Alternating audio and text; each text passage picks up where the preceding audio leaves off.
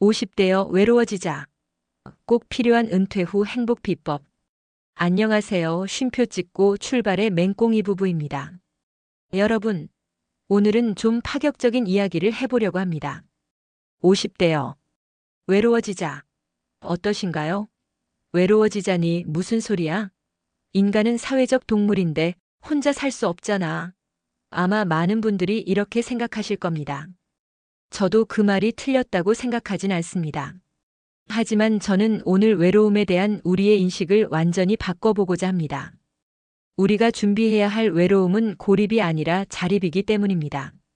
오늘은 퇴직 이후의 삶을 위해 왜 우리가 외로워지는 연습을 해야 하는지, 그리고 구체적으로 어떻게 준비해야 하는지에 대해 이야기해 보겠습니다.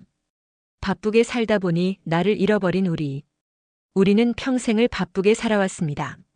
사회생활을 할 때는 아침 일찍 출근해 밤늦게 퇴근하기 일쑤였습니다. 주말에도 각종 경조사나 모임에 참석하느라 정신이 없었죠. 이런 바쁜 일상 속에서는 나를 돌아볼 틈이 없습니다. 그러다 보니 많은 분들이 이런 착각을 하게 됩니다. 나는 바쁜 사람이야. 나는 인맥이 넓어. 나는 많은 사람들에게 필요한 존재야. 그런데 퇴직이라는 커다란 변화가 찾아오면 이 모든 것이 한순간에 사라집니다. 더 이상 바쁜 일이 없고 연락 오던 사람들의 수가 줄어들고 소속감이라는 울타리가 사라지는 순간 우리는 깊은 공허함과 함께 나를 잃어버린 현실과 마주하게 됩니다.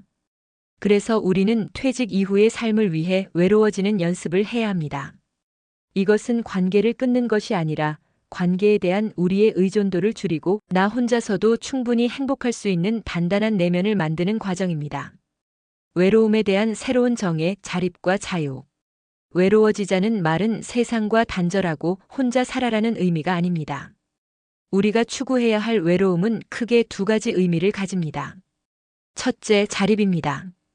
타인의 관심이나 인정에 의존하지 않고 나 자신만으로도 충분히 삶을 채워나갈 수 있는 힘을 기르는 것입니다. 내가 무엇을 좋아하는지, 어떤 것에 가치를 두는지 스스로 답을 찾고 그 답을 바탕으로 삶을 채워나가는 능력입니다. 이것은 오히려 퇴직 후에도 건강한 관계를 맺고 유지할 수 있는 튼튼한 기반이 됩니다. 둘째, 자유입니다. 퇴직 전에는 늘 타인의 시선을 의식하며 살았습니다. 남들은 다 하는데 라는 생각에 하기 싫은 경조사에 참석하고 남들 다 가는 모임인데 라는 생각에 피곤한 몸을 이끌고 나갔습니다. 하지만 외로워지는 연습을 통해 우리는 타인의 시선에서 자유로워지는 법을 배웁니다. 내가 진정으로 원하는 삶은 무엇인가? 라는 질문에 집중하는 연습입니다. 이제부터는 남들이 어떻게 볼까가 아니라 나는 이대로 행복한가라는 질문을 던져야 합니다. 외로워지기 위한 구체적인 준비 3가지. 그렇다면 이 외로워지는 연습은 어떻게 시작해야 할까요? 퇴직 후 합리적인 삶을 위한 3가지 구체적인 준비를 말씀드리겠습니다. 1. 나만의 가계부를 작성하고 과도한 경조사비를 줄여라. 퇴직 후의 삶에서 가장 중요한 것 중 하나는 경제적 자립입니다. 직장인일 때는 회사의 지원을 받는 부분이 많고 경조사비와 같은 지출이 관례라는 이름으로 용인되기도 합니다. 하지만 퇴직 후에는 이 모든 것이 오롯이 내 부담으로 다가옵니다. 1인 가계부를 작성해 보세요. 한 달에 얼마를 쓰는 것이 합리적인지 스스로 기준을 세우는 연습입니다. 이때 가장 먼저 점검해야 할 항목이 바로 과도한 경조사비입니다. 이런 지출은 퇴직 후의 삶에 큰 부담이 됩니다. 관계의 양보다 질을 생각하세요. 정말로 소중한 친구와 지인들의 경조사는 마음을 다해 챙기되 의무감으로 내는 돈은 과감하게 줄이는 연습을 해야 합니다. 이것은 곧 나의 시간과 돈을 어디에 쓸 것인가를 결정하는 자립의 첫걸음입니다. 2. 나만의 취미를 23가지 만들어라. 퇴직 후에는 혼자 보내는 시간이 압도적으로 많아집니다. 이 시간을 어떻게 보내느냐에 따라 삶의 질이 크게 달라집니다. 퇴직 전에 혼자서도 즐길 수 있는 취미를 23가지 정도 만들어 두세요. 혼자 하는 운동 걷기, 등산, 수영, 독서, 글쓰기, 그림 그리기, 악기 연주 등. 이런 취미들은 외로움을 달래는 것을 넘어 자아를 성장시키고 삶의 활력을 불어넣어 줍니다. 남들의 시선이나 평가에 얽매이지 않고 오롯이 나의 즐거움을 위한 시간을 갖는 연습입니다. 이 취미가 곧 나의 새로운 정체성이 되고 나중에 다른 사람들과의 관계를 맺는 새로운 매개체가 될 수도 있습니다. 3. 가족과의 관계를 재정립하라. 외로워지는 연습은 가족과의 단절을 의미하지 않습니다. 오히려 가족과의 관계를 더욱 건강하게 만들기 위한 준비입니다.